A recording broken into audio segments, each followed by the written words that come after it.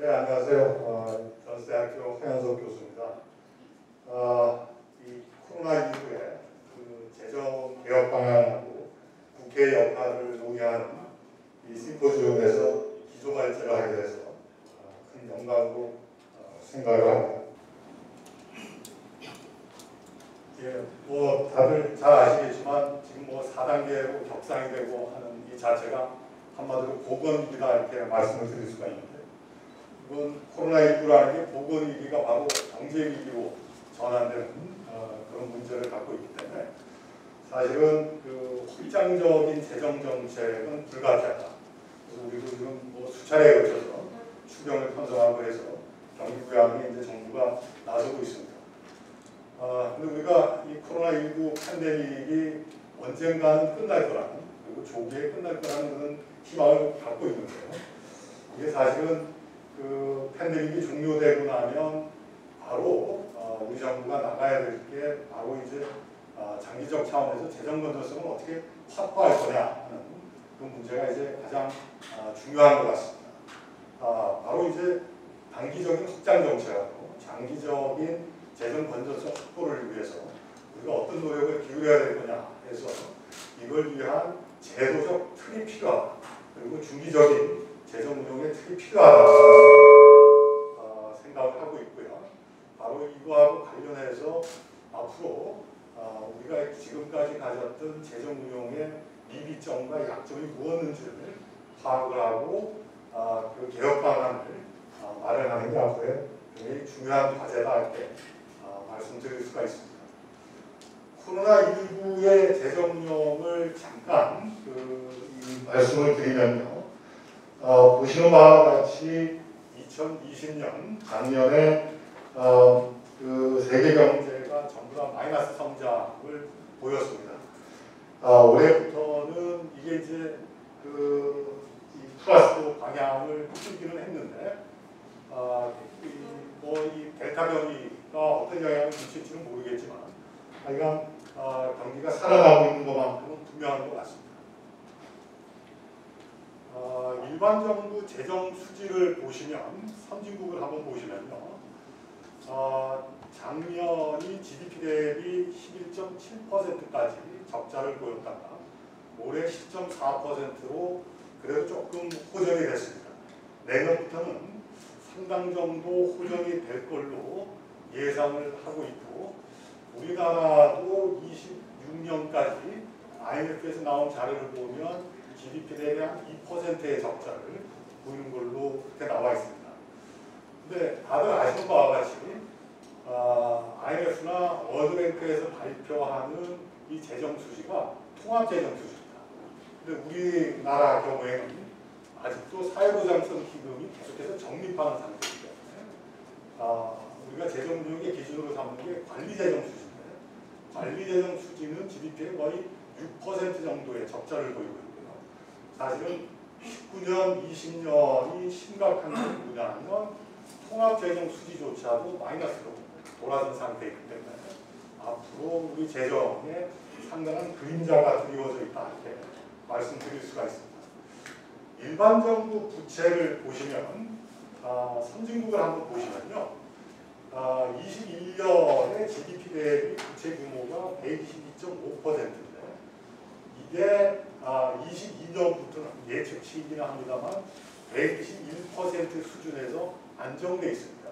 그런데 그 자료집에는 나와 있지만 우리나라가 지금 약 한 48.7% 정도 일반 정부 부채 이렇게 돼 있는데, IMF의 예측에 의하면 26년이 되면 이게 21%포인트가 상승을 해서 약 69.7%까지 치솟을 거고 그렇게 예측이 되고 있습니다.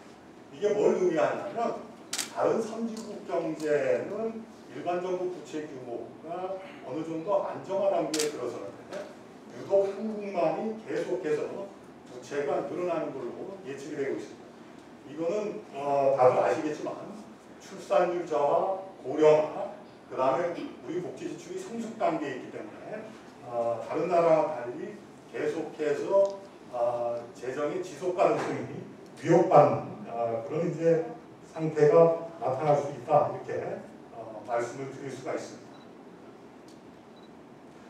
이제 오늘의 본론인 지속가능한 재정을 위한 예산의 조건에 대해서 말씀을 드리겠습니다. 오늘 국회에서 저희가 심포지엄을 하지만 국회의 가장 중요한 역할 중에 하나가 바로 국민들이 원하는 바를 국회에서 실현해 주는 겁니다. 다른 말로 이게 대응성이다 이렇게 이야기할 수가 있는데요.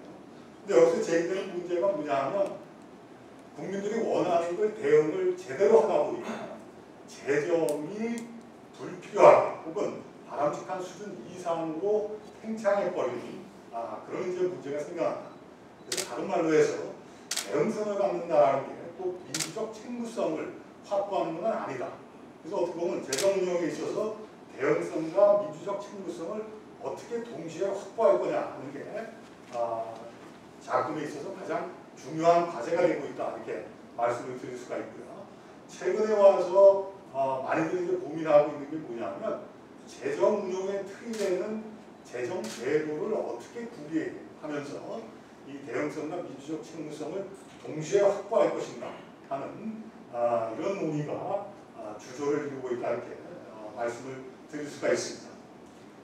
사실은 그 재정 운영에 있어서 대응성이 책무성으로 연결되지 않는 가장 이제 중요한 원인으로서 이야기를 할 수 있는 게 바로 공유자원의 문제가 되겠습니다. 한마디로 이 공유자원의 문제라는 건 뭐냐면 세금 내는 사람은 따로 있고 정부 지출에 편익을 받는 사람이 따로 있다. 다시 말해서 편익을 받는 집단은 아주 소수이긴 한데 세금을 나는 사람들은 거의 대부분의 국민이기 때문에 사실은 개인적으로 보게 되면 남이 내는 세금을 갖고 자신이 편익을 얻게 되는 게 어떻게 보면 가장 좋은 그 태도이기 때문에 이런 공유자원의 문제가 이제 생겨난다. 이걸 이제 다른 말로 표현을 드리면 부담은 사회화가 되지만 편익은 개별화가 되는 문제다. 이렇게 말씀을 드릴 수가 있습니다. 그런데 이 공유자원의 문제가 단순히 동시대를 살아가고 있는 사람들 사이에서만 나타나는 문제가 아니라 세계 간에서도 나타난다. 다시 말해서 오늘 이 시대를 살고 있는 사람들이 자신들이 누리는 편익에 대한 부담을 미래 세대에 지우도록 하는 그런 문제가 나타날 수 있다.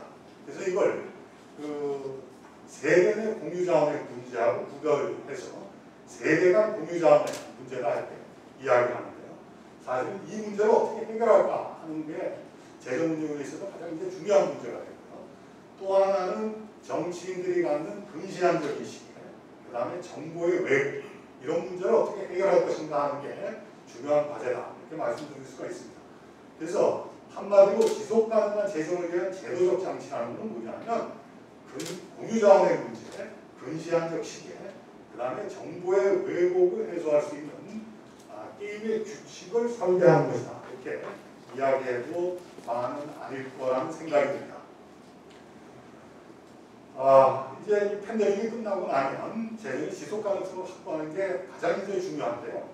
사실 이걸 위해서 가장 중요한 게 뭐냐면 재정 정책이 경기 역행적으로 펼쳐질 필요가 있다 이렇게 말씀을 드릴 수가 있습니다. 다시 말해서 불황에는 지출을 늘리고 호황이 되면 지출을 줄여나가는 거죠. 그래서 경기 사이클 전체로 보면 재정이 균형을 맞출 수 있도록 운영하는 게 가장 바람직한 재정 운영 방식인데 이게 갖고 있는 문제는 바로 뭐냐면 경기가 어려울 때 지출을 푸는 것은 당연시 여기는데 세입이 늘어나는 상태에서 지출을 줄여나가는 게 결코 쉽지 않다는 겁니다. 우리 뭐 이번에 추경하면서 나온 게 아니라 30조 걷었으면 30조 쓰는 거지. 근데 지금은 경기가 불황에 빠져 있으니까 이 논리가 통하는데 경기가 호황에 들어가더라도 이런 논리가 횡행할 가능성이 대단히 높게 되는 겁니다. 그러니까 불황에는 지출을 늘리고 호황에는 세금 더 거쳤으니까 또 그 지출을 늘리게 되면 전체적으로 계속해서 부채는 누적될 수밖에 없는 이제 그런 문제가 생긴다. 그래서 이 문제를 해결하기 위해서 어떻게 해야 되느냐 하면 바로 재정 운용 방식 자체를 탈정치화시키는 게 대단히 중요하다. 그래서 이런 그 탈정치화를 위한 수단으로서 우리 정부도 25년부터 도입하겠다고 선언한 것이 바로 재정주치다 이렇게 말씀을 드릴 수가 있습니다. 그래서 다 아시는 바와 같이 채무준칙, 수지준칙, 이건 지출준칙으로 재정준칙이 구성될 수 있다 이렇게 말씀을 드릴 수가 있습니다. 그런데 재정준칙을 우리가 25년부터 도입하겠다고 이야기했지만 재정준칙을 도입하고 있는 나라가 한두 군데가 아니거든요. 그래서 재정준칙이 만병통치하게 되면 재정준칙을 도입한 나라치고 재정이 어려움을 겪는 나라가 하나도 없을 겁니다. 그런데 재정준칙이 도입됐다고 해서 재정 건전성이 확보되는 것은 전혀 아니라는 게 재정에 어려움을 겪고 있는 나라들이 이제 여실히 보여주고 있는데요. 이렇게 이제 그 재정준칙이 재정규율의 확보로 나타나지 않을 가능성이 뭐냐면 거시경제에 대해서 굉장히 낙관적인 예측을 하는 거고요. 그 다음에 새로운 정책이나 법률이 재정에 미치는 영향을 과소평가하는 그런 문제들. 그 다음에 그 재정의 포괄 범위를 자의적으로 조정한다거나 괴계 조작이 나타나는 이런 문제들이 이 재정 정책의 작동을 방해하는 요인이다 이렇게 말씀을 드릴 수가 있습니다. 그래서 재정규율을 확보하기 위해서는 이 재정준칙뿐만 아니라 그 회계의 정확성뿐만 아니라 재정 전망에 활용되는 경제적 과정의 정확성 등을 검증하는 기능이 있어야 되고요. 그 다음에 정책이나 법률의 변화가 예산에 미치는 영향을 정확하게 추계하는 비용 추계가 있을 필요가 있고, 그리고 이런 재정 전망과 비용 추계, 재정 준칙 준수 여부 등을 객관적으로 검증할 수 있는 독립적 재정기구의 역할이 활성화될 필요가 있다 이렇게 말씀을 드릴 수가 있습니다. 그리고 이제 대단히 중요한 게 뭐냐면 공유자원의 문제를 극복을 해야 되는데, 사실은 이 공유자원의 문제를 극복하기 위해서 도입한 제도가 바로 우리나라가 갖고 있는 국가재정운용계획하고 탑다운 예산제도. 좀 더 보편적으로 이야기하면 중기재정계획 체계하고 탑다운 예산제도 그렇게 이야기할 수가 있는데, 우리나라가 갖고 있는 이 국가재정운용계획의 가장 중요한 특징이자 제가 봤을 때는 문제점이 뭐냐면 지출 한도가 없는 재정운용계획이야. 그래서 사실 국가재정운용계획을 보면 지출의 총규모가 나와 있기는 한데 그건 단순한 예측치고 이 정도 선을 넘어서는 안 된다는 지출 한도로서의 역할은 갖고 있지는 못합니다. 그런데 이 지출 한도라는 건 바로 뭐냐면 재정규율을 확보하기 위한 필수적인 수단이고, 그 다음에 이게 있어야만 행정부하고 의회가 지출의 우선순위를 설정할 수 있고 투명성을 확보할 수 있고, 그 다음에 지출 프로그램과 상세 효과를 분명하게 할 수 있는 그런 이제 기세가 된다 이렇게 말씀을 드릴 수가 있습니다. 제가 이걸 이제 강조하는 건 바로 뭐냐면 우리가 25년부터 사실은 이 채무준칙하고 수지준칙을 중심으로 해서 이제 재정준칙을 도입하겠다 이렇게 이제 선언을 하기로 했는데, 다른 나라랑 비교했을 때 우리는 채무준칙하고 수지준칙을 준수할 수 있는 중간적인 장치를 갖고 있지를 못하다라고 말씀을 드릴 수가 있습니다. 이 중간적인 장치가 바로 뭐냐면 지출 한도입니다. 그러니까 몇 년도에 GDP 대비 국가 채무를 몇 %로 낮추겠다, 어디까지 확보하겠다라는 선언을 하고 나면 이 선언을 현실화시킬 장치가 필요한 거예요. 이게 바로 그때까지 매년 국가재정운용계획에 반영되는 지출 한도다 이렇게 말씀을 드릴 수가 있습니다. 그런데 우리는 이걸 전혀 갖고 있지 못한 상태이기 때문에 재정준칙이 제대로 작동될 거라고 기대하기는 어렵다 이렇게 이제 말씀을 드릴 수가 있고요. 그래서 앞으로 국가재정운용계획에서 적어도 예시적 차원에서라도 지출 한도를 공표를 하고 지출 한도를 제대로 준수하지 못했을 경우에는 그 이유를 국민들한테 아주 공개적으로 밝히는 이런 이제 과정이 필요하겠다라는 말씀을 드리고자 합니다. 사실 우리나라 국가재정운용계획이 또 제대로 작동되지 않는 이유 중에 하나는 뭐냐면 우리가 이 국가재정운용계획하고 탑다운 예산제도를 도입을 할 때 모델로 삼았던 국가들이 전부 다 의원 4가지 국가들입니다. 그래서 사실 어떻게 보면 행정부하고 의회가 한 몸인 상태에서 만드는 국가재정운용계획이기 때문에 이게 무리 없이 이제 작동이 되는데, 우리나라처럼 상권 분립을 특징으로 하는 국가의 경우에는 이 국가재정운용계획이 단순히 행정부 내부 문서로서만 의미를 갖는다. 이렇게 말씀을 드릴 수가 있습니다.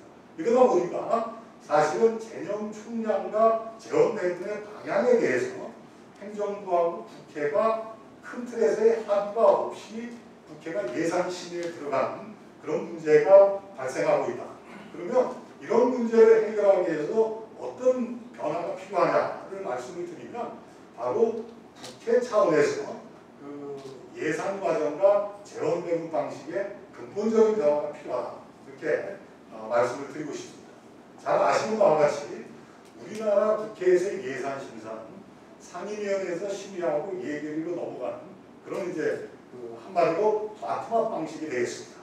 그래서 우리나라 국회 예산 심의의 가장 중요한 특징이자 문제점은 전체에 대한 고려 없이 개별 사업과 그 개별 부처의 예산 극대화를 위한 그런 그 노력만 이루어지고 있기 때문에 총량적 재정 비율이 약화되는 문제가 생기고 있다. 다른 말로 말씀드리면 바로 국회 예산 심의 과정에서 공여 자원의 문제가 나타날 수밖에 없는 그런 예산 심의 절차를 갖고 있다. 이렇게 말씀을 드릴 수가 있습니다. 그래서 이 문제를 해결할 수 있는 첩경은 저는 국회 예산 심사 과정을 완전히 거꾸로 뒤집는 개혁이 필요하다. 이렇게 말씀을 드리고 싶습니다.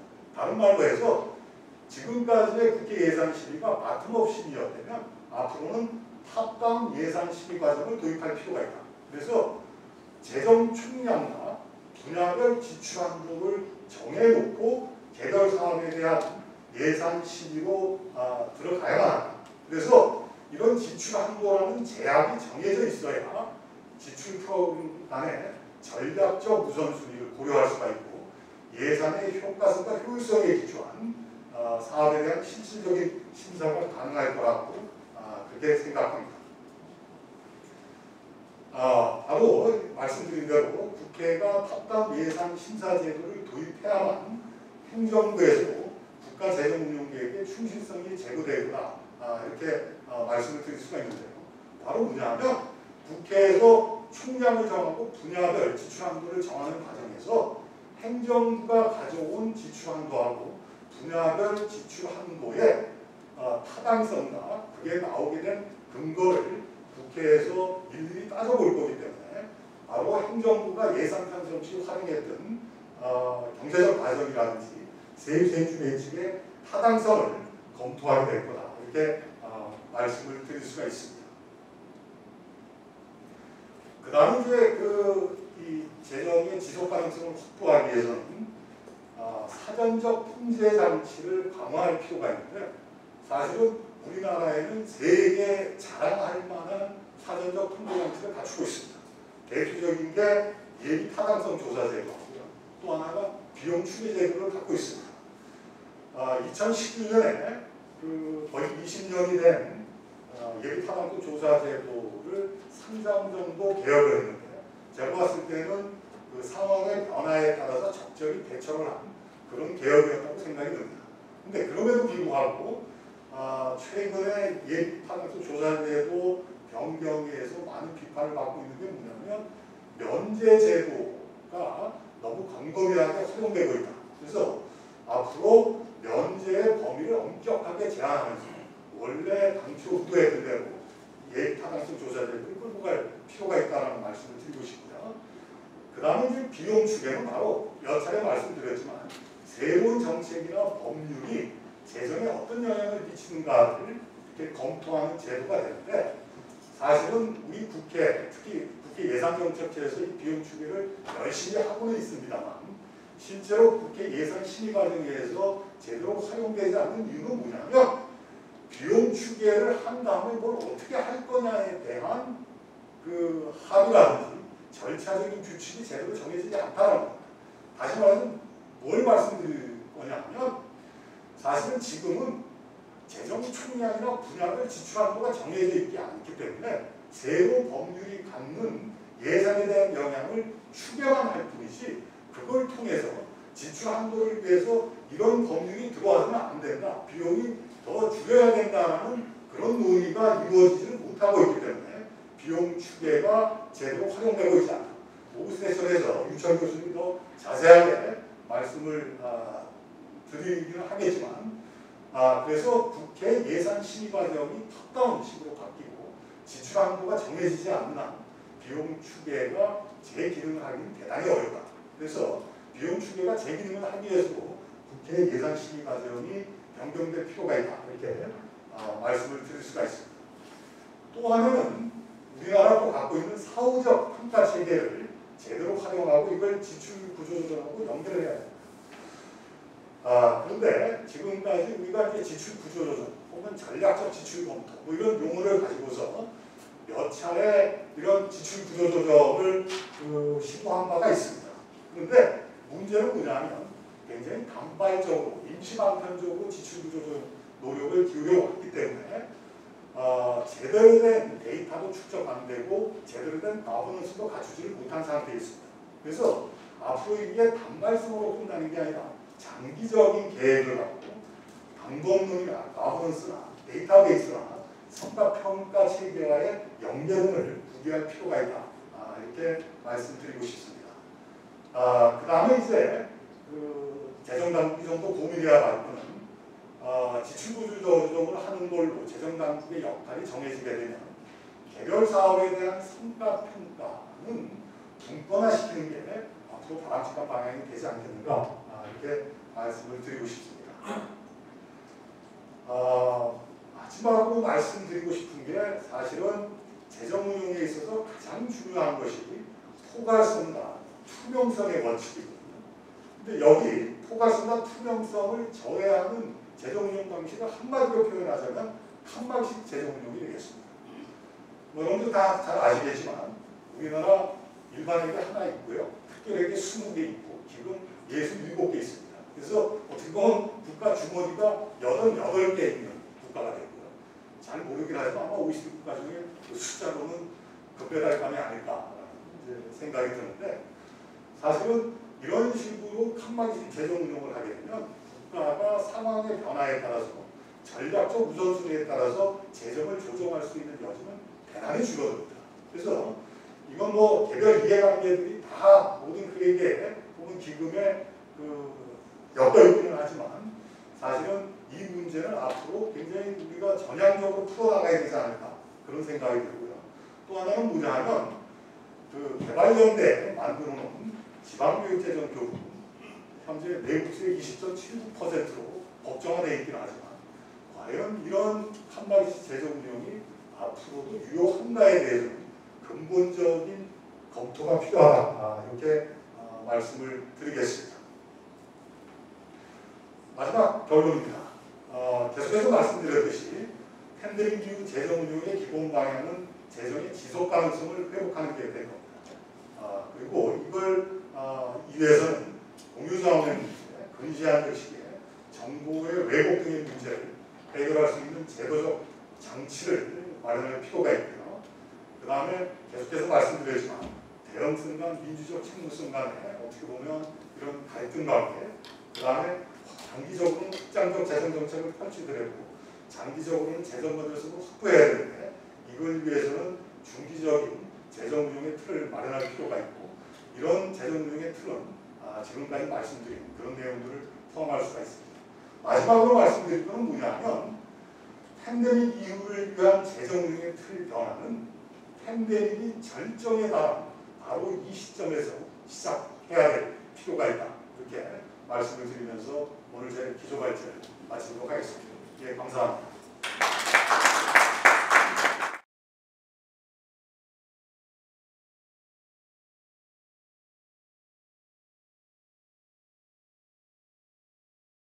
In the morning, but it is a great pleasure and a great honor to be here today. My name is John Bontel. I'm the head of the OECD's Budgeting and Public Management Division.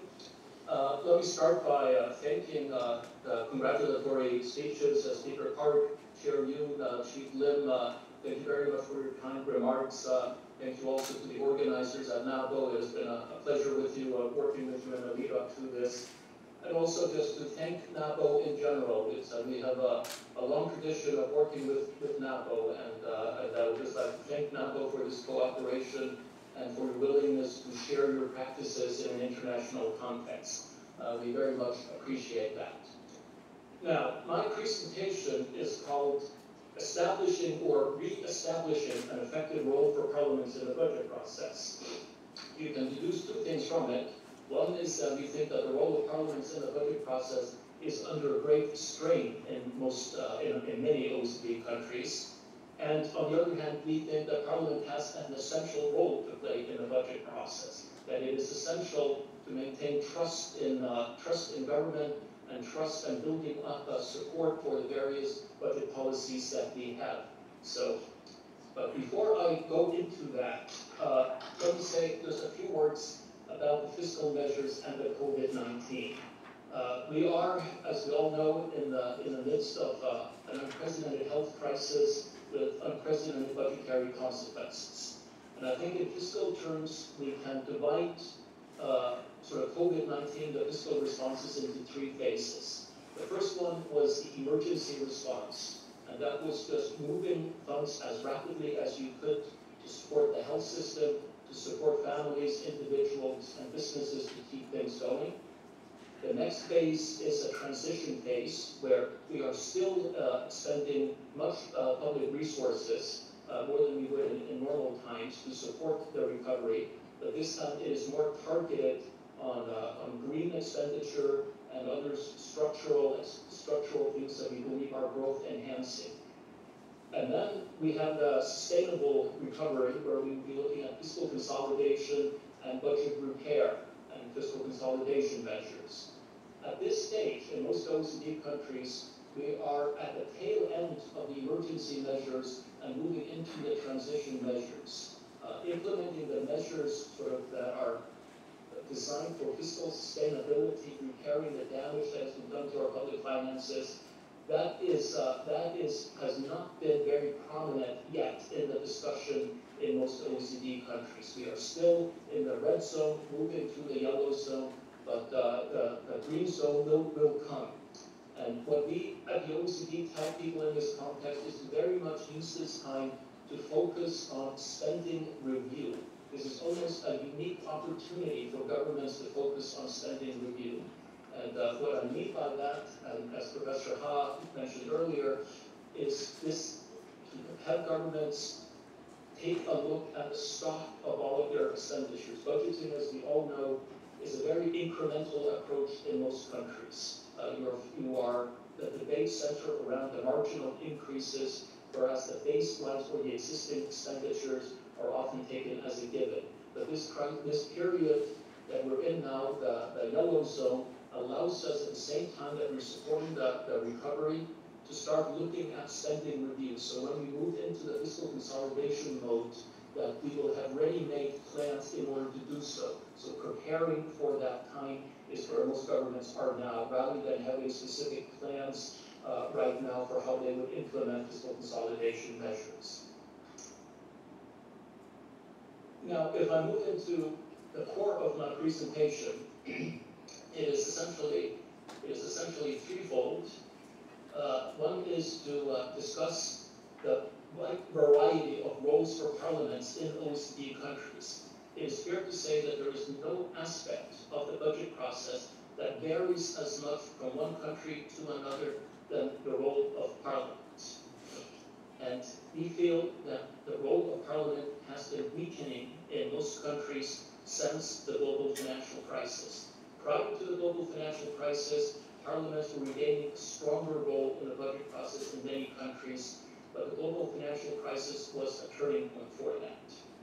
Second, the COVID-19 crisis was a shock for parliaments, and it weakened their role in the budget process further.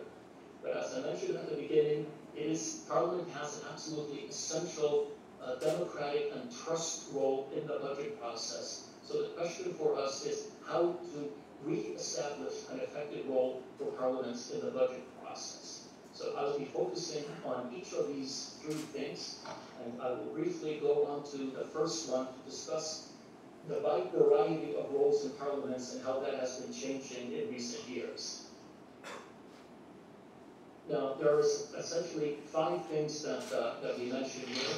One is constitutional provisions, political tradition and climate in a country, parliamentary budget procedures for the budget, the available resources that a parliament has at its disposal, and then the rights of independent oversight bodies. Each of these has a profound influence on parliament.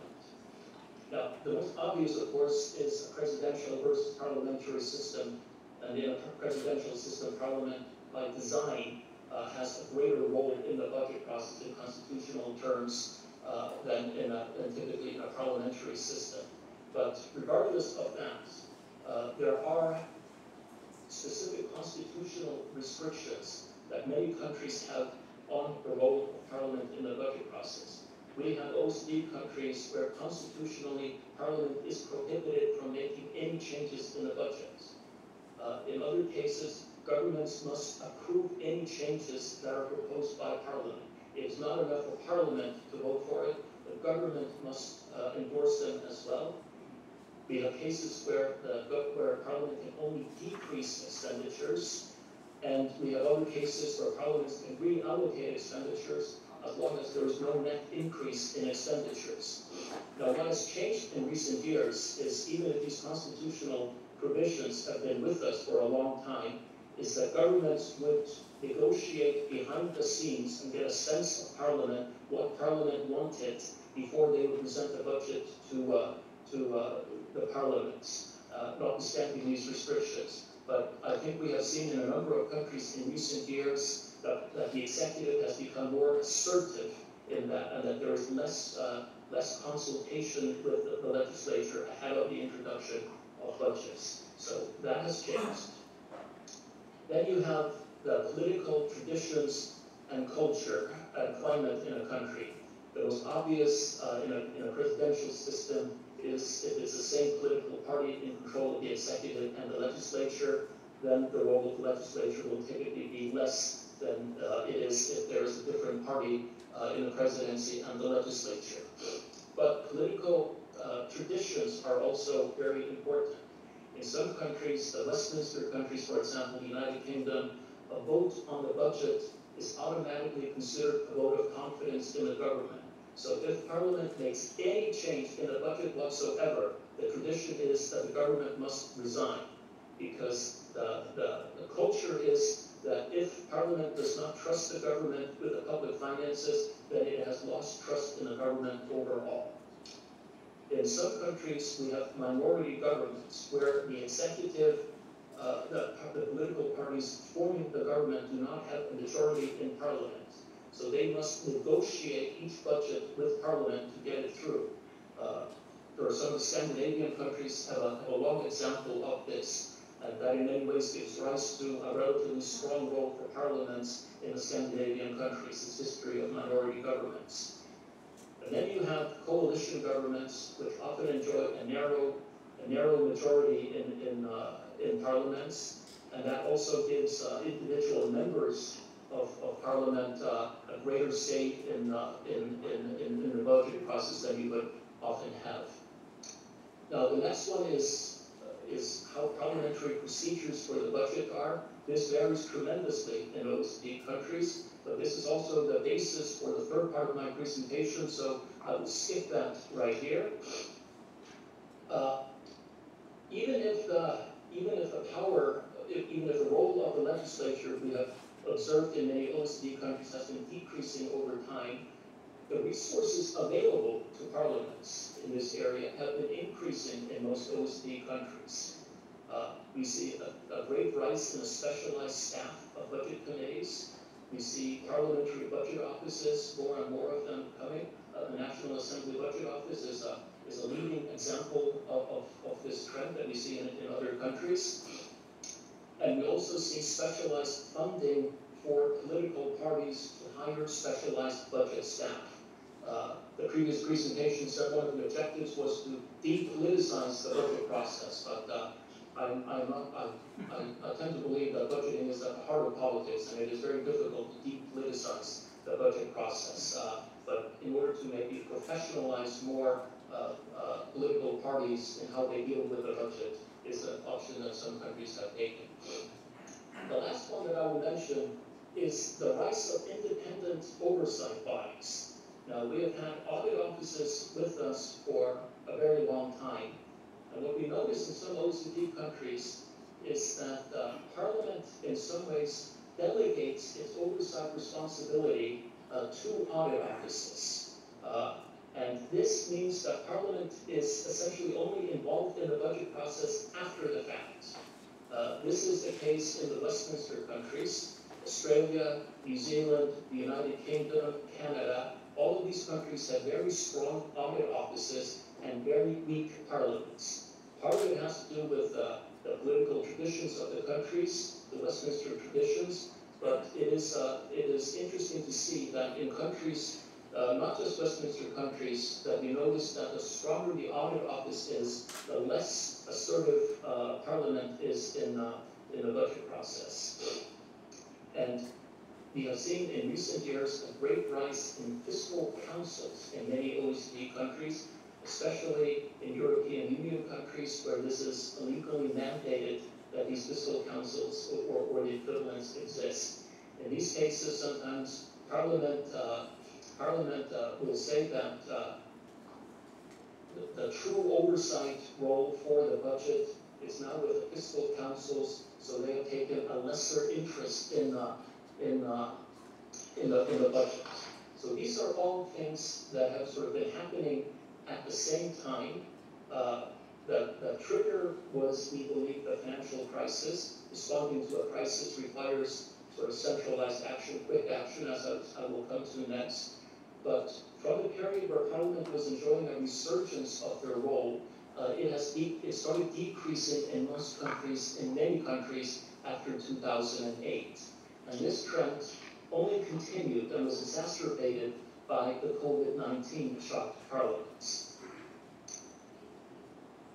There were two fundamental things that it threatened the practical ability of parliaments to meet.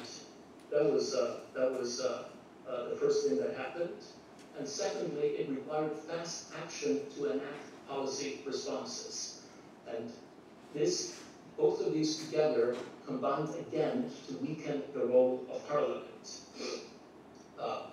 If we look at this, among the practical disruptions, you can't have oversight if you're not there. And what happened in many countries during the COVID crisis was that Parliament was not meeting. They canceled sessions, they canceled committee meetings. It took a long time for them, in many cases, to set up remote committees, to set up remote plenary sessions, remote voting, and other things. So at the beginning of the COVID crisis, Parliament was, in many cases, a bystander to the process. There are, of course, many exceptions to this, but this is a trend that we observed in many countries. The fast action, governments did in the first instance, they tried to reallocate funds within existing budget programs as you would in a normal year. But the sums that were required were so extensive that this did not go very far and were not very extensive.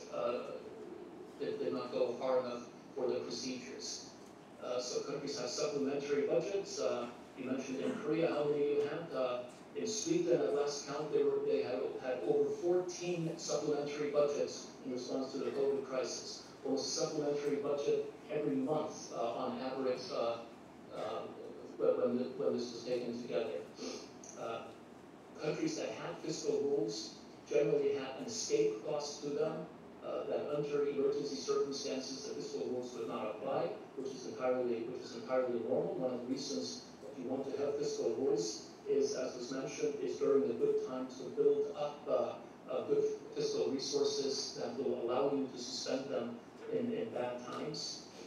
Then we saw also during the crisis that governments relied to a very large degree on loans and guarantees to support especially enterprises during the crisis.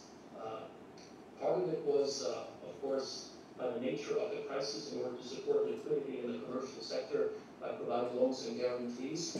But in other cases, it was also because governments have more freedom to grant loans and guarantees than in order to to provide appropriations to various individuals. So it was very much the budget process in some cases that dictated the choice of policy instruments that countries had. And lastly, countries, of course, emptied any contingency reserves and rainy day funds that they had.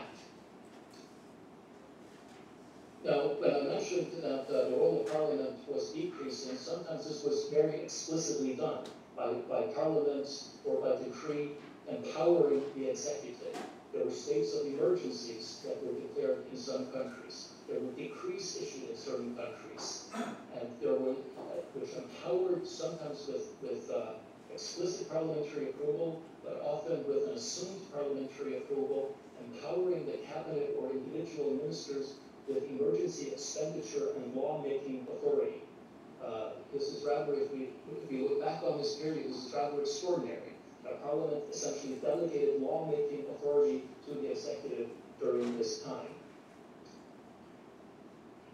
Another example of fast action with improvised budget procedures was invoking fast-track approval procedures. So if a parliament had a system where a budget committee, a sectoral committee, the entire chain that this would go through in parliament, these were fast-tracked, so it may be that only ranking members and the chair of the budget committee were consulted ahead of members. The upper chamber in many parliaments, their role was explicitly limited during this period.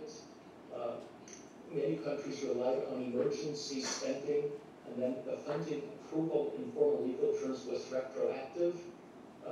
Countries used extra budgetary entities and external grants in some cases, also to be able to get resources out. And a lot of the things that governments did in a normal time would have had long, well not long, but extensive explanatory statements, financial planning information, and these were all suspended during this period. So if we look at these two areas, first we have the global financial crisis, the beginning of centralization of budget activity, parliaments having a more limited role in many cases. Then you had the shock of the COVID-19, where this was exacerbated to a great degree, and this is essentially where we are now. So, what is the way forward? The challenges that countries face, or parliaments face, are twofold. One is on fiscal responsibility, and one is on trust. In order for parliaments to have an effective role in the budget process, they must demonstrate fiscal responsibility. They must demonstrate fiscal discipline. And the second part, which we think is, we hear a lot about citizens' trust. We hear much less about what can be concretely done to improve citizens' trust and citizen engagement. And we at the OECD firmly believe that parliaments have an absolutely fundamental role in this area to foster trust, to foster citizen engagement, and therefore foster the political commitment that is necessary to make any fiscal rules work. Now, in taking this forward, the first thing has to do with approving the budget. And I'm in many ways repeating here what Professor Haas said, is to introduce top-down budgeting in how the National Assembly or how legislatures approve the budget. It may surprise some of you that we normally associate top-down budgeting with how the executive formulates the budget. But the origins of top-down budgeting came from parliamentary reforms in some of the Scandinavian countries. It was Parliament that introduced top-down budgeting for how they work, that then translated into how the executive started working. So this is a case of sort of major budget reforms, the imperative for it coming from the legislature and how it operated rather than the executive. And it was precisely for that reason that in a number of the Scandinavian countries, parliaments have a stronger role in the budget process than in many other countries, despite it being a parliamentary system. And one of the things that they have done, one of the reasons they have achieved this was that they recognized immediately the need to demonstrate fiscal responsibility to show that Parliament was a responsible player. So typically, you will first have Parliament take a vote on the total expenditures that will be enacted in the budget for the following year. This will be taken at the first stage. And then the budget with that total would be referred to.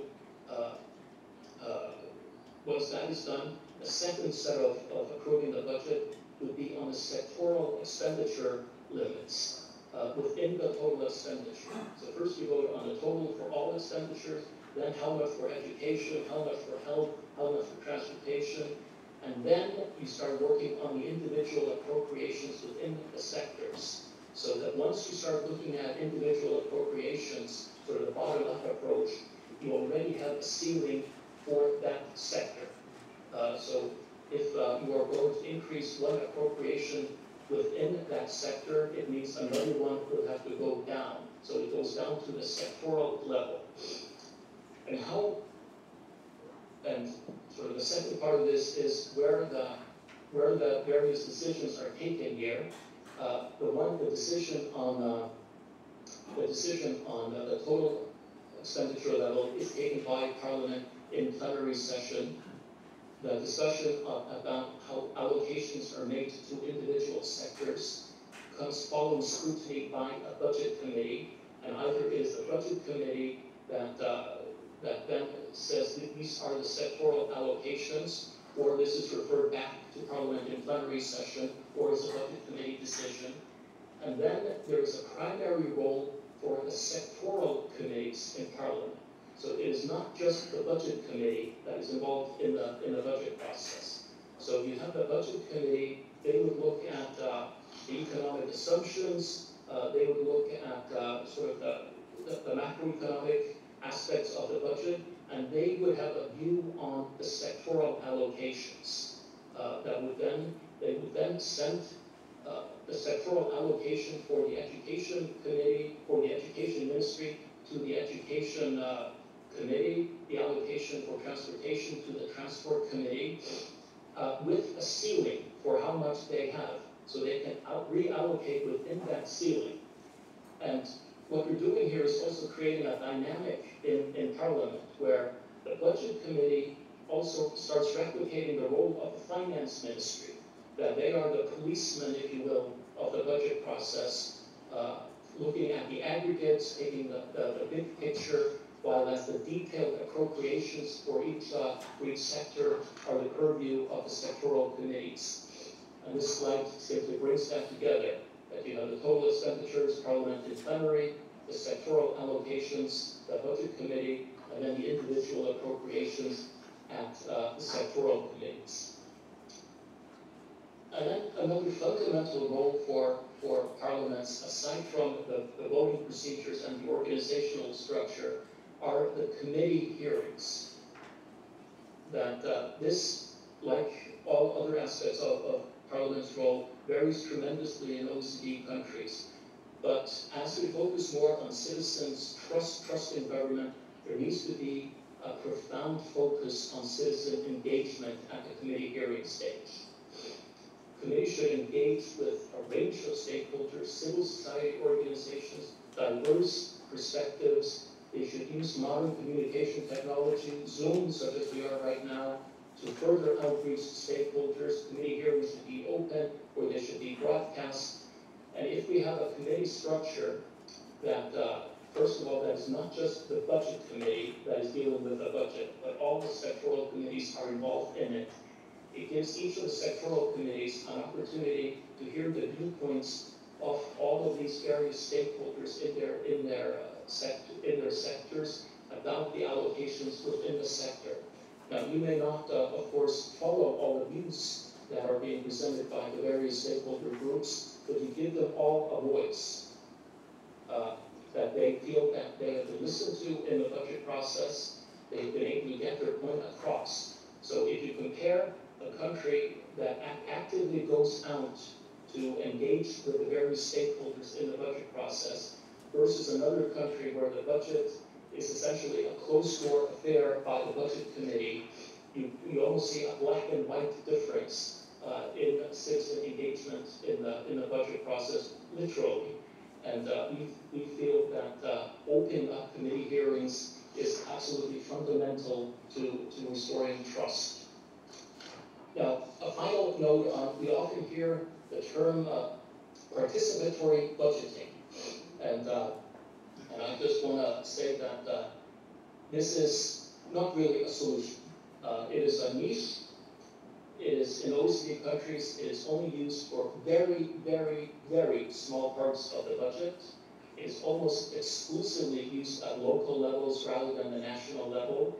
And it can be used by a powerful executive to bypass the legislature. So you often hear, when we're talking about citizen engagement and getting citizens more involved in the budget, you often hear the notion we need to make participatory budgeting more active. But if you look at it, one of the OECD countries that at the national level has the greatest focus on participatory budgeting and is talked about a lot, which is Portugal. They have an allocation of 5 million euros that is decided through a participatory system in a budget of 100 billion euros. So it is a tiny niche. The true way to get participatory budgeting is to get Parliament and the committees to engage systematically with citizens. So, in conclusion, as I said at the beginning, the role of Parliament in the budget process is under increasing stress in many countries. To re-establish their role, Parliament needs to demonstrate their commitment to fiscal responsibility through appropriate institutional arrangements, and parliamentary committees need to emphasize citizen engagement on budgeting issues in order to foster trust. And of course, parliaments need commensurate resources in order to fulfill their role in the budget process. There are many countries, OECD countries, that are not as fortunate as Korea in having NABO at their disposal to assist them. So Korea is very fortunate in how it is organized now and moving forward. And with that, I thank you very much, and I look forward to the discussion that follows.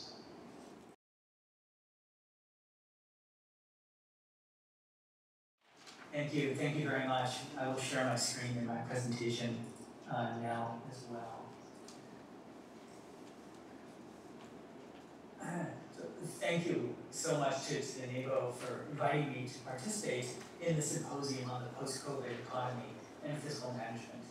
And like everyone else, I hope to participate in person in the future. Let me also mention my appreciation for the close relationship between our two budget agencies and also with the OECD, and my appreciation for the dedication of the NABO in meeting your mission, just as we at CBO are working hard to support the US Congress as policymakers in the United States and around the world work to address the challenges posed by the pandemic. Well, I will focus most of my time on the work being done at the CBO to support the US Congress during the pandemic. Let me first start, just for a few minutes, with a brief introduction to the CBO and what we do.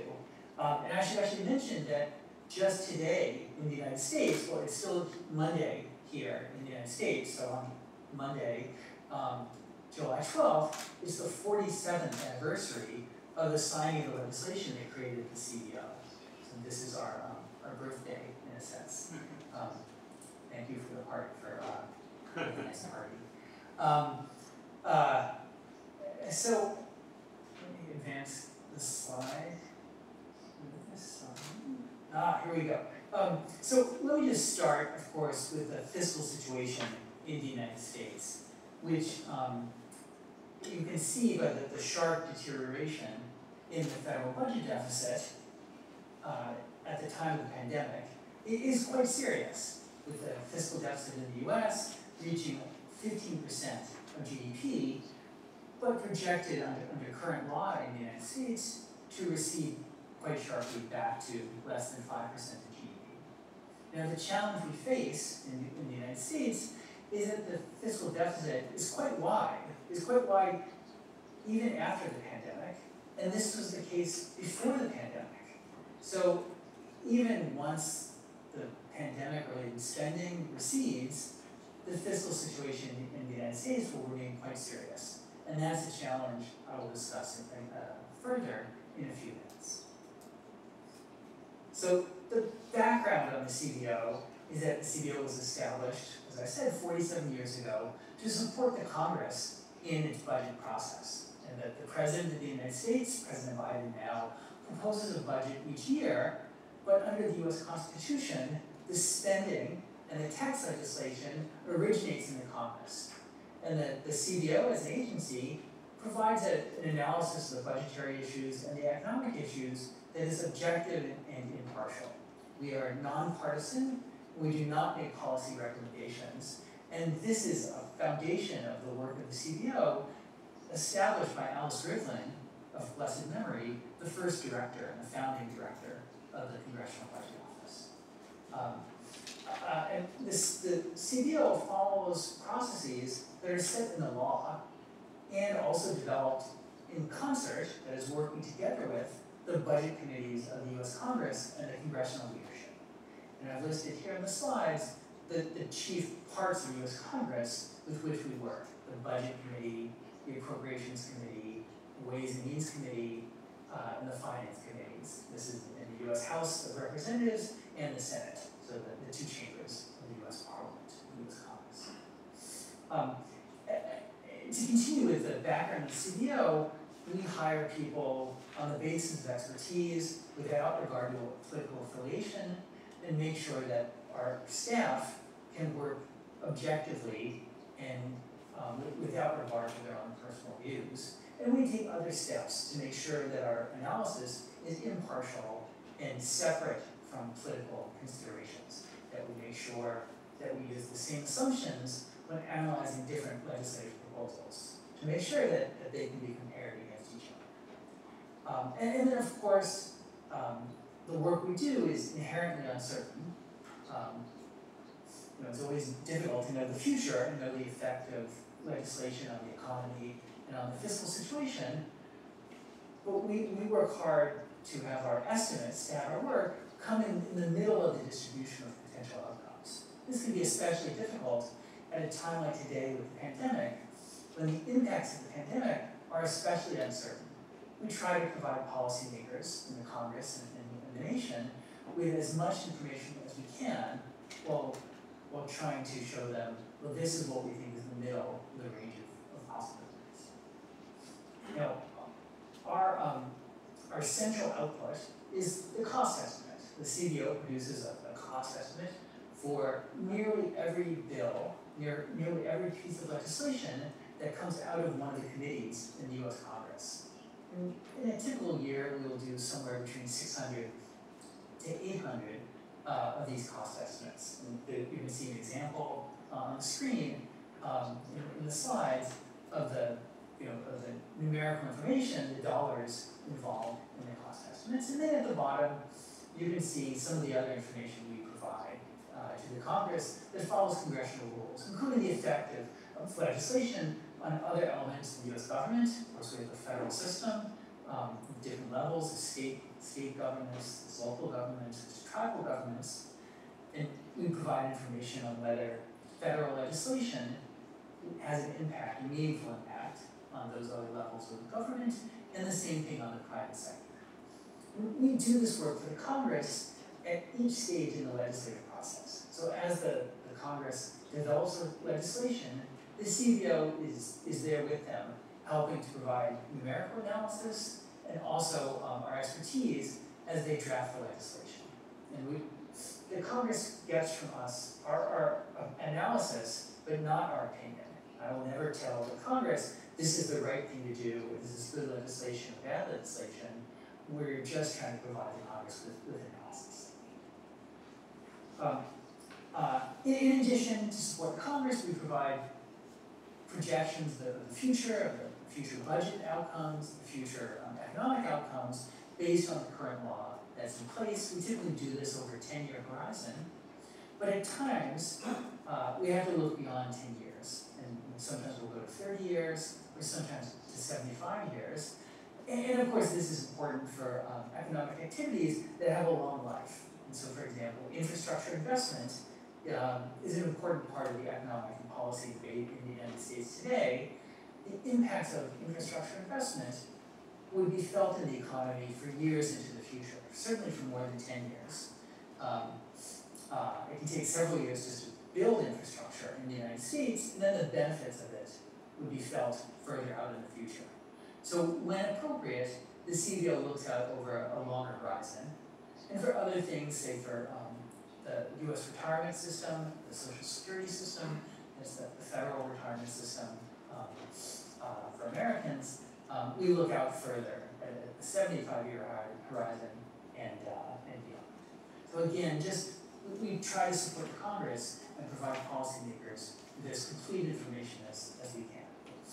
The CBO does provides the Congress with a number of other analyses, reports on various topics. You see here on the screen one example of the National Cruise Missile Defense. And as you can imagine, the CBO's focus is on the fiscal side of it, is what are the alternatives and how much they cost, and many other things. We provide analysis of many other topics. Let me mention now some of the work that we've done to support the US Congress during the pandemic. Of course, in the US, as in other countries, the economic situation has changed sharply with the pandemic, with the advent of the pandemic. Well, it's now more than a year ago, almost a year and a half ago, in the beginning of 2020, as of course we now know the virus is spreading from China around the world. The CBO in January of 2020 and in March of 2020 had published our usual baseline updates. So our usual projections of the US economy and the US fiscal situation, first in January and then an update in March with additional information on the fiscal situation. And then of course the US economy in the third week, and this between the second and third week of March, essentially went into the pandemic shutdown with very serious economic consequences, as was the case around the world. Actually, the OECD published a nearly immediate economic update, which was extremely useful, I think, for policymakers around the world. And the CBO followed a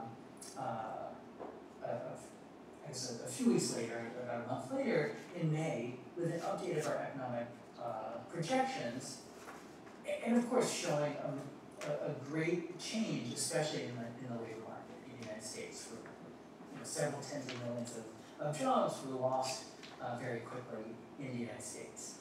And for us, this economic projection was crucial for understanding the impact of policymaking and the impact of legislation on the fiscal situation. So I'll talk about that in just a moment. And then later in the summer, so that was May 2020, was our initial update.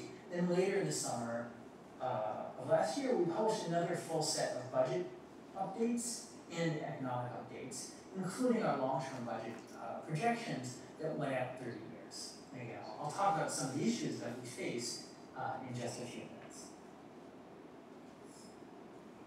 Let me now just briefly mention the legislation that's been enacted in the United States to respond to the pandemic. And I've done the arithmetic, I've done the math beforehand. So the dollars here add up to just over $5 trillion. So with a T, $5 trillion between the various legislation enacted in the United States to respond to the coronavirus pandemic. And so you can see a wide variety.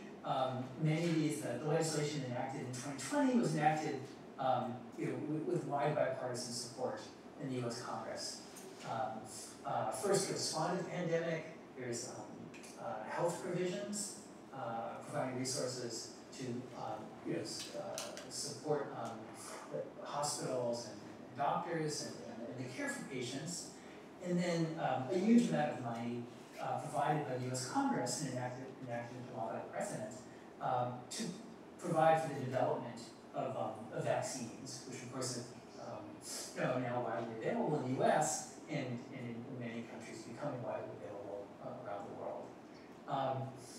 and many other aspects of the economy were affected by the legislation enacted over the last year. And so the CBO role in this has been first to analyze, and the Congress is looking to provide increased support for, say, unemployment insurance in the United States. Well, the CBO looks at the legislation that's drafted by the Congress and provides our analysis of what we think the cost of that legislation will be and how many people will be affected or helped by the legislation, and then any other effects. And so I'll give you an example here, and this is in the third legislative act, the Coronavirus Aid, Relief, and Economic Security Act, so, which is widely known as the CARES Act, extended unemployment insurance much more widely in the US. So it provided for increased compensation for people who lost their jobs, and then expanded those unemployment insurance benefits to people who, under previous law, would not have been eligible for them. So people who worked part-time or in the so-called gig economy, the increasingly large sector of the US, which is not traditional employment in the US context. And so our analysis of that helped policymakers understand and think through how many people would be supported by that legislation, and so on, the additional support provided by the Congress. So this is what the CBO does. We help the Congress develop legislation, help them understand the effects, and help them understand the costs of it. The next slide then shows, of course, coming back to the fiscal situation in the US, was some of the lasting effects. What this chart shows is the debt to GDP ratio for the US. So this is the US Treasury securities held by the public. And if you look at where the vertical line is with the change from the history to our projection, of course you can see the rise in the debt to GDP ratio spurred by the pandemic, both the decline in GDP and then also the increase in borrowing to fund the legislative response to the pandemic. And so of course it's no surprise that the debt to GDP ratio increased greatly. Then you can see it flattens out, both as the legislative response under current law ebbs, as the additional spending slows and then stops. So again, the additional spending in legislation enacted to respond to the pandemic first slows down and then stops, and then also with the recovery of GDP as the U.S. economy gets back to the pre-pandemic potential, the GDP rises as well. So that's why the debt level levels off. And the challenge the US faces is from my first slide, right? My first slide before showed the wide deficit. So even after the pandemic recedes, the US still faces a challenging fiscal situation with a wide fiscal deficit, even after the pandemic recedes. And so this, in such is the long-term fiscal challenge. It's been magnified by the pandemic, but it remains just as it was there before the pandemic, with the debt to GDP ratio in the US rising into the future in a way that challenges the sustainability of our fiscal situation. So we have many of the same challenges faced by other nations.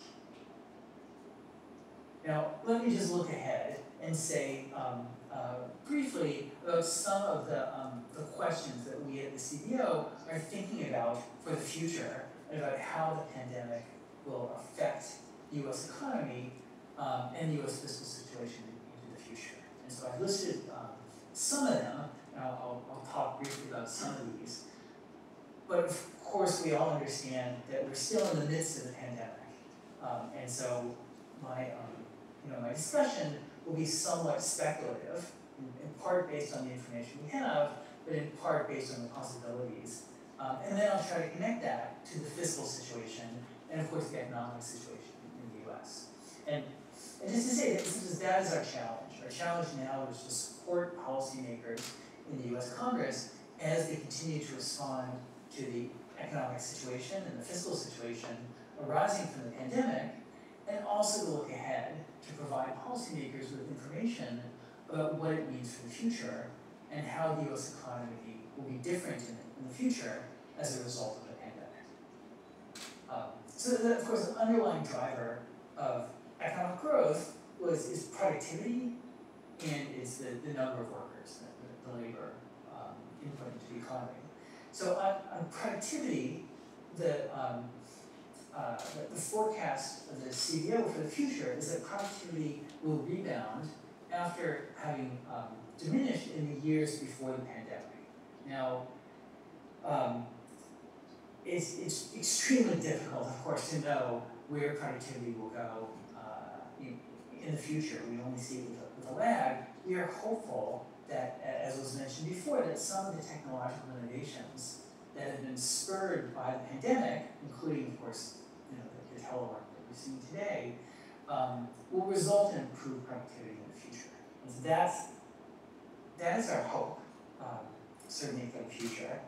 On the other hand, I think we all understand that that this remote work, while beneficial for sure and better than not connecting at all, has some limitations compared to the in-person work that we did before the pandemic. So it's a challenge, and that's what we're trying to look at, is what will happen in the future of work in the United States and around the world. On the labor force side, we've seen in some sense two very sharp changes in the US labor force participation. So one, of course, is of older workers, where millions of older workers have left the labor force in the United States and first stopped working with the spread of the virus. And even now, as the US economy has come back very sharply, and as the US labor market is now very strong, older workers are tending to come back more slowly, and millions of them have not yet come back into the labor market. And that is a challenge that we're looking at. Will those older workers stay off to the sidelines? And of course, it's understandable that health concerns might cause a challenge for older workers in coming back. One of the challenges, again, is that older workers tend to be more experienced, and it would be an economic loss and a social loss if that experience, that knowledge, the wisdom of the older workers were lost to the economy, even as the economy recovers. So it's something we're looking at carefully. The other challenge in the US is the labor force participation of women, and especially of the women with younger children, the children of schooling age in the United States, which again dropped sharply during the pandemic, has rebounded somewhat, but we're still watching carefully to see what happens with that labor force participation. And again, this goes into the long-term trajectory of the US economy, and therefore the long-term fiscal situation. How much will growth affect the long-term outlook for the United States economy? Of course, underlying our growth is partly mortality and fertility. Mortality is how long do people live, and fertility is how many children are born to women of childbearing age during their childbearing years. Mortality, the improvements in mortality in the United States paused and reversed during the pandemic, especially, of course, sadly, tragically, during the early part of the pandemic. We are hopeful that those improvements in mortality will resume as the United States and the world moves past the pandemic, but we're watching that carefully as well, including with what happens with the virus as it continues to evolve. Fertility is more difficult because, of course, for the US labor force to expand, well, it takes more than 18 years for that to happen, right? And so these are very long-term trends. Fertility declined after the US financial crisis in 2008 and 2009, and then did not rebound. And so that's what we're seeing already, is a decline in fertility in the early part of the US pandemic. And we're looking to see if that decline continues, or if instead there's a rebound. In the U.S., an important driver of the U.S. fiscal challenge is spending on healthcare, and of course, the pandemic gave rise to a huge number of new spending related to healthcare. Both the provision of healthcare to people who are sick, and also the development and distribution of vaccines in the United States. Other aspects of healthcare, the spending on that in the U.S. dropped sharply. Essentially, people stopped going to the doctor in the U.S., stopped going to the hospital in the U.S., as was the case around the world, unless they had to, certainly in the early part of the pandemic. And so we're looking carefully to see what happens with healthcare spending, again, as the U.S. continues to come out of the pandemic. And it's a very important driver of the U.S. long-term fiscal challenge. And so understanding what happens with healthcare is crucial for understanding U.S. fiscal situation. And then likewise, there's considerable interest in the U.S. Congress in legislation that would look to save money on healthcare spending. And so we're supporting the Congress in analyzing that legislation as well. And then other factors that I'll mention to finish are economic ones. What will happen to interest rates in the U.S.? Of course, the borrowing in the U.S. has gone up with large deficits, and interest rates have remained relatively low by historical standards. And as the debt burden in the U.S. has increased, well, an increased interest rate would have an outsized effect on the fiscal situation. It's a sense almost, it's like a turbocharger in a car or an airplane. And if interest rates rise, even modestly, given the large outstanding debt, that would start to have increasingly large impacts on the U.S. fiscal situation. So again, we are watching interest rates carefully to see what happens, both for the economy and also for the U.S. fiscal situation. And of course, an increase in U.S. interest rates would be normal given the improvement in the U.S. economy. And then similarly, inflation, right, we understand that inflation has risen somewhat in the U.S. We expect that increase to be transitory as the supply factors induced by the pandemic unwind, the disruptions to trade and supply chains unwind. But again, it's a potential concern that we are watching carefully. So these are just a few of the challenges that we at the CBO are looking at carefully in the wake of the pandemic. And again, our mission is to provide information to the Congress, to provide support for policymakers as they develop legislation. And that is why we're looking at all of these things. So let me stop there, and again, express my appreciation to the NABO for including me in this important symposium and for the important work that the agency does. And thank you again, and I look forward to the discussion.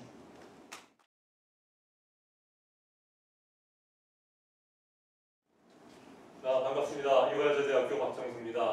우선 우리 국회 예산정책처는 이제 18년밖에 안 됐는데 오늘 발표해 주시는 필립 스웨터 미국 CBO 처장께서 47주년 애니버서리라고 얘기해 주셔서 다시 한번 47번째 기념일을 축하를 드립니다. 그리고 저하고들 같은 경우 굉장히 오래된 인연인데 오늘 이렇게 시간이 굉장히 안 좋은 그런 시간대임에도 불구하고 OECD 전체에서 국회에서의 어떠한 그 재정에 있어서 새로운 이 역할에 대해서 이런 위기 상황에서 어떻게 이 트랜지션 피리어드를 지나서 다시 이제 이 안정화, 지속 가능한 재정으로 이끄는 데 있어서 국회의 역할이 어떻게 될까라는 부분에 대해서 이 말씀 잘 들었습니다. 제가 오늘 발표하고자 하는 그러한 얘기는 한국의 재정 운영 그리고 국회의 역할과 제도 개선 과제입니다. 그래서 제가 지금 발표하고자 하는 그런 주제는 이 코로나 이후의 그 재정에 있어서 이 국회가 해야 될 역할 부분을 얘기하는 그런 부분인데 실질적으로 한국의 재정은 이 많은 사람들이 동의하는 바와 같이 때에 따라서 제대로 된 진화를 해온 것이 한국 재정의 모습이다 이렇게 생각을 합니다.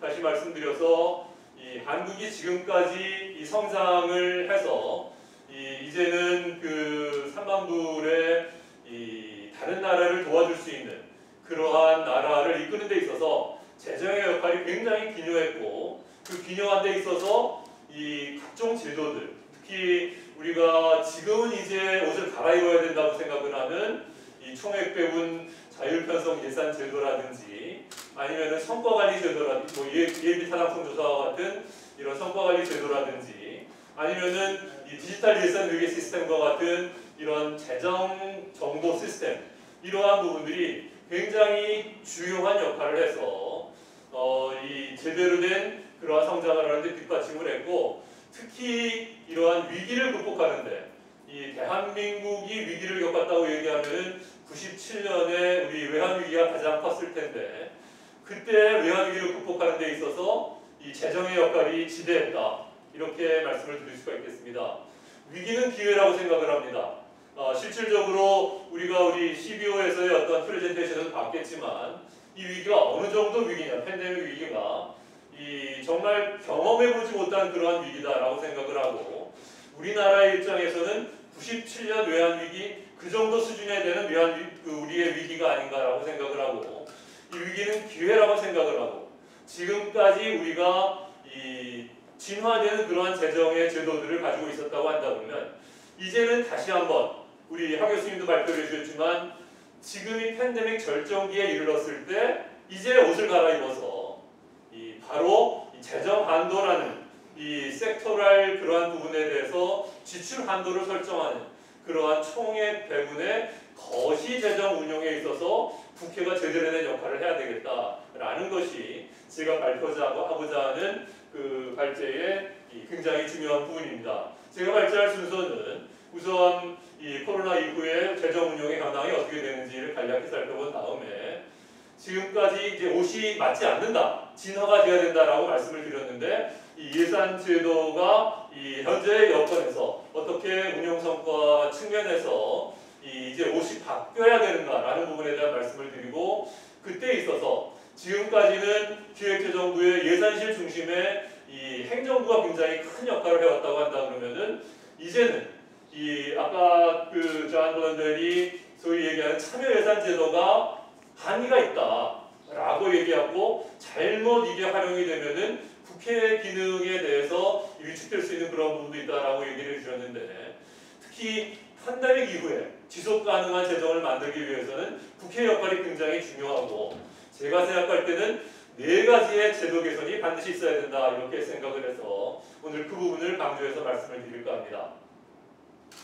잘 아시겠지만 대한민국은 굉장히 건전한 재정을 운영해왔습니다. 97년에 외환위기도 사실 재정으로 극복을 했던 것처럼, 저희가 90년대까지만 해도, 97년까지만 해도 GDP의 10% 정도의 이 국가채무 비율이었었고, 2001년에도 한 17% 정도, 그러던 것이 이제 2020년에는 50% 가까운 그러한 이 채무 기준의 이 국가 채무 비율을 가지고 있습니다. 물론 이 비율이 다른 나라에 비해서는 굉장히 작고 아직도 건전하다라고 말씀드릴 수가 있겠지만, 문제는 이 속도고 그 다음에 이 기울기라고 생각을 합니다. 그래서 이 과거에 97년에 10% 정도 되던 것이 이제 2000년에는 50%, 그리고 2006년에는 한 70%, 2026년에는 70% 정도가 예상이 된다고 한다 그러면은, 이 기울기는 정말 우리가 과거에 경험해 보지 못했던 그러한 기울기다, 이렇게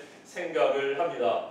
그리고 이 미국 같은 경우에 있어서는 우리보다 훨씬 더, 아까 말씀드려 보니까 이 5천조의 어떻게 보면 그 위기를 극복하기 위한 예산을 편성을 했다고 얘기를 하셨는데, 우리 같은 경우에 있어서 그렇게 하지 못하는 이유가, 우리는 기축통화가 아니기 때문에 사실 재정이 건전성이 위협받는다라는 시그널이 가게 되면은 이거는 신용 등급에도 걱정스러운 부분들이 있다. 재정만의 문제가 아닙니다. 사실 우리나라가 가지고 있는 문제 중에 하나는 이 가계부채 문제도 심각하다는 것입니다.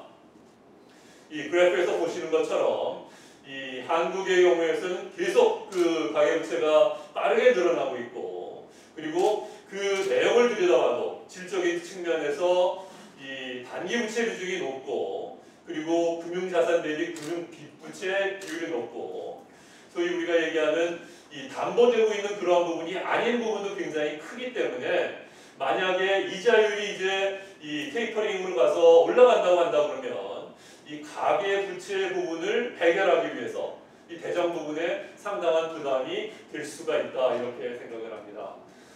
이 근본적인 그 베이스에는 우리가 재정의 건전성 내지는 지속 가능성을 걱정해야 되는 이유가, 한국의 고령화 수준의 속도가 이것 역시 이 OECD 중에서 가장 빠르게 고령화 속도가 빠르게 늘어나고 있고, 그리고 이 소위 고령화가 된다 하더라도 이 출산이 좀 제대로 이루어져서 생산 가능 인구들이 이 뒷받침이 되면 좋은데, OECD에서 가장 저출산 비율이 우리나라가 차지를 하고 있습니다. 그래서 이 소위 합계 출산율로 얘기할 때 0.8에도 못 미치는, 다시 말해서 두 사람이 결국은 한 사람도 결국은 우리가 다시 우리가 낳지 못하는 그런 상황을 경험하기 때문에, 우리가 그래프에서 볼 수 있는 것처럼, 표에서 볼 수 있는 것처럼 저렇게 이 급격한 고령화 비율은 이 복지 부담과 이 보건 비용의 부담을 일으킬 것이고, 그리고 우리나라가 복지에 어느 정도 성숙이 됐다고 한다 그러면 이 재정에 그렇게 큰 부담이 없을 수 있지만, 아직까지 OECD가 한 전체 이 GDP에서 한 20% 정도를 보건 비용에 쓴다고 한다, 복지 비용에 쓴다고 한다 그러면 우리는 아직도 그 절반밖에 되지 않는, 그래서 앞으로 재정의 부담은 더 커질 것이다. 또 하나 지금 우리가 걱정이 되는 그러한 부분은 생산 가능 인구뿐만이 아니라 잠재 성장률이 굉장히 우리가 젊은 경제인데 생각 외로 급격하게 잠재 성장률이 낮아지고 있다라는 그런 부분입니다. 특히 우리가 지금까지는 중후장대형 이 중화공업조의 선택과 집중을 통해 가지고 나름대로 성장을 해왔다고 하지만, 이 서비스 부분에 상대적으로 낮은 생산성, 이 부분이 걱정이 되고, 이 IMF나 우리나라 정부에서 추기해 놓은 걸 봐도 50년대에서는 한 1%도 못 미치는 그러한 잠재 성장률을 예상을 하고 있습니다. 그래서 지금까지의 재정 현황 분석을 정리를 해보면, 복지 지출이 지금보다 이 팬데믹 이후에도 훨씬 더 높아질 것이고, 그리고 잠재 성장률은 우리가 저하될 것으로 예상이 되기 때문에 소위 우리가 재정을 운영할 수 있는 그 여력은 굉장히 약화될 것이다 라고 생각을 하고요. 환경 측면에서 봐서도 빠른 고령화, 낮은 출산율로 인해 가지고 재정 지출은 급격하게 증가할 것이 보인다, 이렇게 생각을 합니다.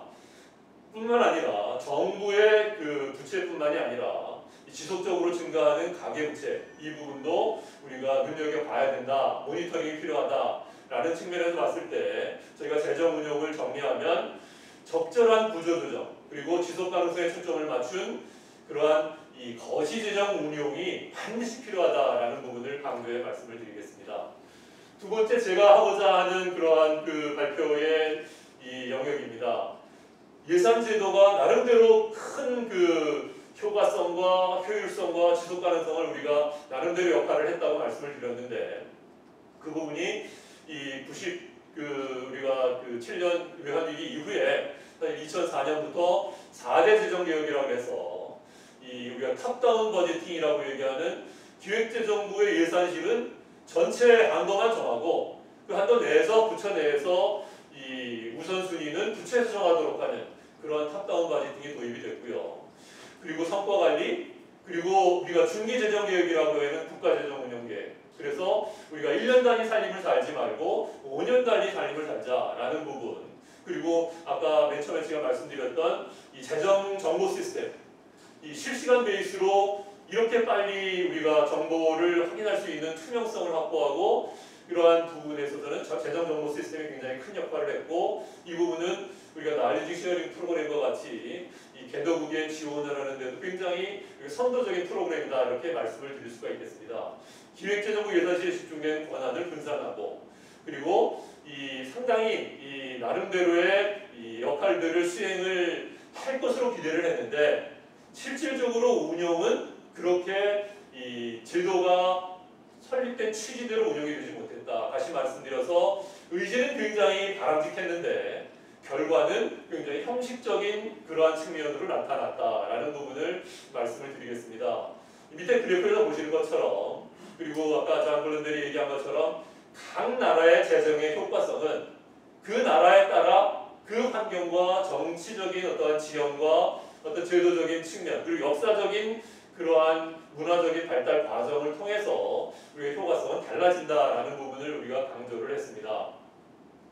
총액 빼고 자율 편성에서는 우리 박 교수님도 말씀을 하셨지만 지출 한도라는 것이 의미가 없는 그러한 중기 재정 계획과 이 탑다운 바제팅이 과연 이게 무슨 그렇게 그 실질적인 효과를 발휘할 수 있겠느냐 하다 보니까 중앙예산기관은 각 사업, 이 섹터뿐만이 아니라 하나의 사업까지도 이것이 과연 의미가 있는 성과가 있는 그러한 프로그램인가를 쳐다보게 되는 처음에 취지하고는 굉장히 다른 모습을 가져오게 됐고요.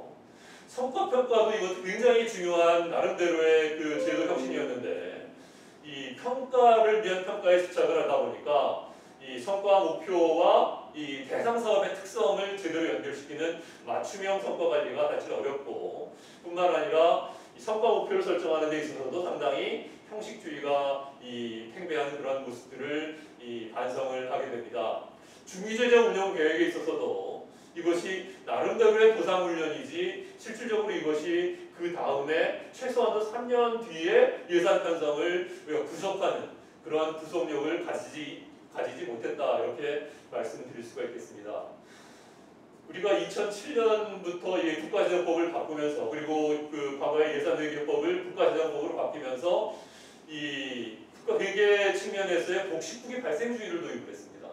중앙정부만 도입을 한 것이 아니라 지방자치단체가 더 먼저 도입을 했죠. 그러나 이와 같이 어렵게 발생주의로 이 복식국의를 통해 가지고 회계 정보를 만들어놨는데 다시 말씀드려서 계획이 아니라 실질적으로 벌어진 일에 대해서 잘 정리한 요약된 정보가 공개가 됐는데 그 부분이 활용이 되지가 못했고 활용이 되지 못하다 보니까 오류가 굉장히 있는 상태로 계속 반복되는 그러한 측면들이 우리가 발견이 된다. 따라서 우리가 같은 4대 재정 개혁이라고 얘기했던 행정부 중심의 이러한 재정 제도들이 이제는 옷을 갈아입을 때가 됐다. 이렇게 말씀을 드리겠습니다. 그러면 국회는 아주 바람직한가? 지금 현재 그 측면에서 국회 재정 제도 측면에서도 상당히 문제점이 있는 것이 사실입니다. 그것의 기저에는 아까 열심히 우리가 들은 이 트러스트, 신뢰에 뒷받침하지 못한 그러한 이 적대적인 여야 관계라고 얘기를 할 수가 있겠습니다. 다시 말해서 이 국민들은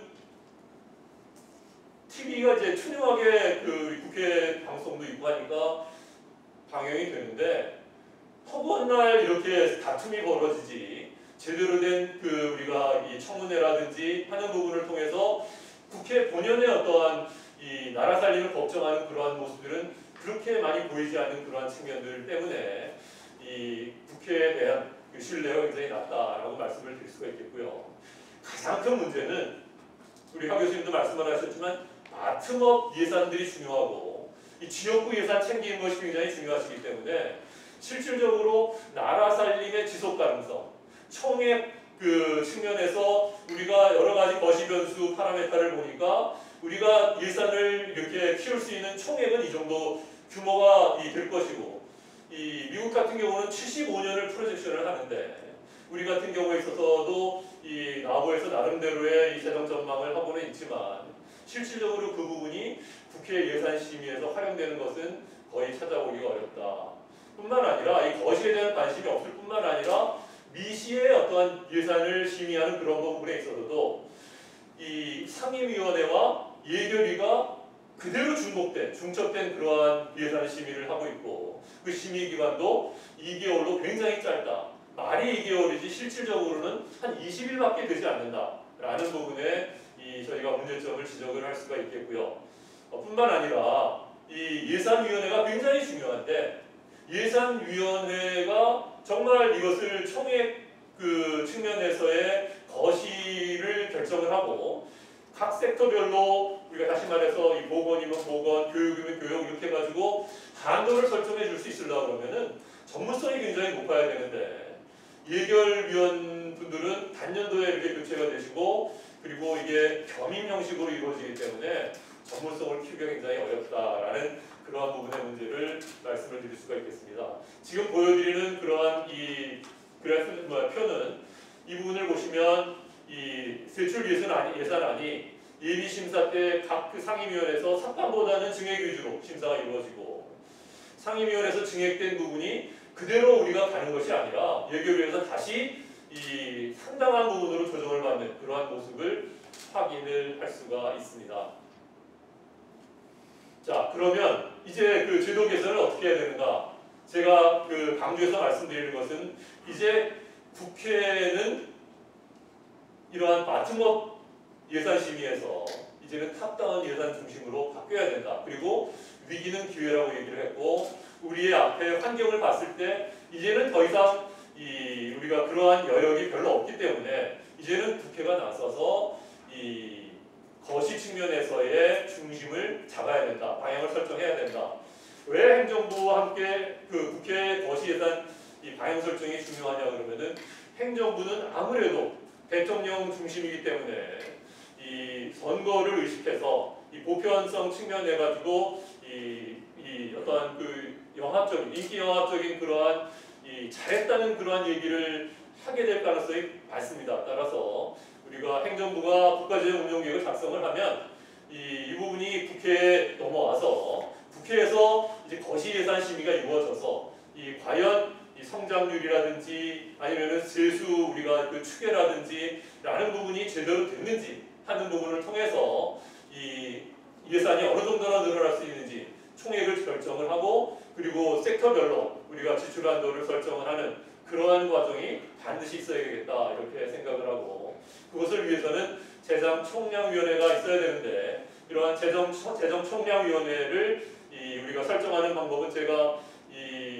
그 논문에서 써놨는데 두 가지 방안이 있다고 생각합니다. 하나는 현재의 예산결산위원회를 재정총량위원회로 전환하는 방안이 하나 있고 하나는 만약에 그 여러 가지 어려움이 있다고 한다 그러면은 예결위와 기획재정위원회 그리고 이 여야 어떠한 이 간사 측면에서 우리가 별도의 재정총량위원회를 만드는 것도 생각해 볼 수가 있겠다. 어찌됐든 예산위원회는 지금의 어떠한 이 상설되어 있지만 실질적으로 전문성과 어떠한 이 상설 측면에 문제가 있는 그러한 예산위원회는 반드시 상임위원회로 전환을 하고 이 겸임이 아니라 전임으로 2년의 임기를 보장을 해야 되겠다 이렇게 생각을 하고 그리고 이러한 재정총량위원회가 됐든 예산위원회의 거시 예산 심사를 우리가 지원할 수 있는 그러한 나보의 이 옷 갈아입는 그러한 거시 중심으로의 전환이 반드시 필요하다 이렇게 생각을 합니다.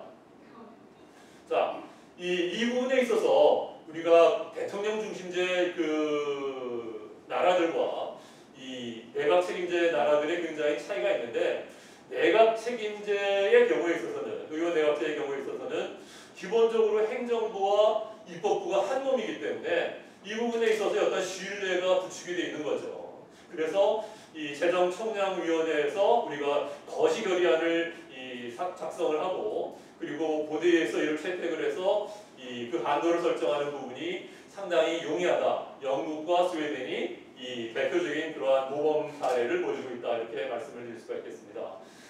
자, 대통령 중심제인 그 우리나라는 그럼 어떻게 바뀌어야 될까라고 얘기하면 이 거시적 관점에서 지속 가능한 재정을 유지할 수 있게 만드는 것이 이 어떠한 나라 살림 지킴이인 국회의 역할이다. 이렇게 바뀌어야 된다. 그래서 행정부가 국가재정 운영 계획을 수립해서 국회에 보고를 하면 재정총량위에서 심의를 하고 이 부분을 국회 본회의에서 재정 결의안으로 채택한 다음에 그 다음에 이제 상임위원회에서 그 한도 내에서 실질적인 심사를 하고 예산위원회에서는 그 한도를 제대로 지켰는가라는 부분을 모니터링하는 그러한 부분에서 국회 본회의 예산이 통과되는 그러한 모습으로 바뀌어야 된다라고 생각을 합니다.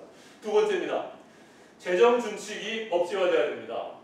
지금 재정 준칙에 대해서는 여러 가지 그 논의들이 있었고 우리가 그 과거에 우리가 재정 준칙에 대해서도 법제화하려는 노력이 있었지만 최근 들어서 이제 그 팬데믹 이후에 제대로 된 노력들이 있는데 많은 부분을 이제 시행령으로 옮겨 놓으려는 그러한 행정부의 노력은 그것보다는 훨씬 더 이 중요한 그러한 이 틀은 우리가 법으로 정해서 이 재정 준칙의 기본 틀은 국가재정법에 담아야 되고, 물론 이 재정 준칙이라는 부분이 분명히 유연성이 있어야 되기 때문에 구체적인 파라미터 같은 경우는 시행령에 위임할 필요가 있지 않을까 이렇게 생각을 합니다. 국회 예산정책처의 기능도 지금과 같은 어떤 미시적인 그러한 각 상임위원회를 우리가 지원을 하는 그러한 이 개별 사업 분석 측면의 이 중점에서 이제는 거시의 지속가능 재정을 우리가 분석하는 지금의 CBO 같은 그러한 모습도 있어야 되겠다.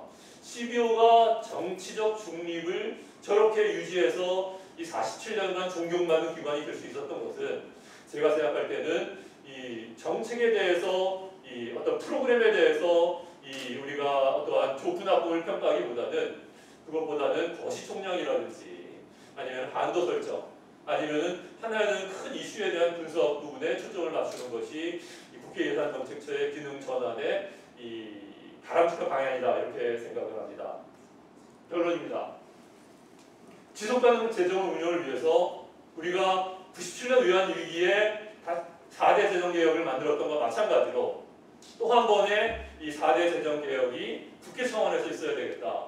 그리고 이번에 팬데믹 이후에 우리가 이 좋은 위기를 기회로 바꾸는 이 기회를 살리지 못하면 사실은 이와 같은 거시 재정 중심의 이러한 국회 예산 심의로 전환하는 것이 그렇게 쉽지가 않은 것이 정치 지형이기 때문에 반드시 이 재정총량위원회 측면에서 총량위원회가 만들어져서 이것이 예산위원회가 됐든 아니면 별도의 그 총량위원회가 됐든 논의를 해서 반드시 거시재정 운용의 나라 살림 지킴이는 국회가 담당을 하도록 하는 이 부분이 필요하고 이것을 분석 측면에서 지원할 수 있는 국회 예산정책처의 재구조화가 필요하다라고 생각을 합니다. 그래서 입법부 중심의 재정개혁을 통해서 이 대통령 중심제에서 견제와 균형의 실효성을 확보하는 것이 필요하다라는 점을 강조하면서 제 발제를 마치겠습니다. 고맙습니다.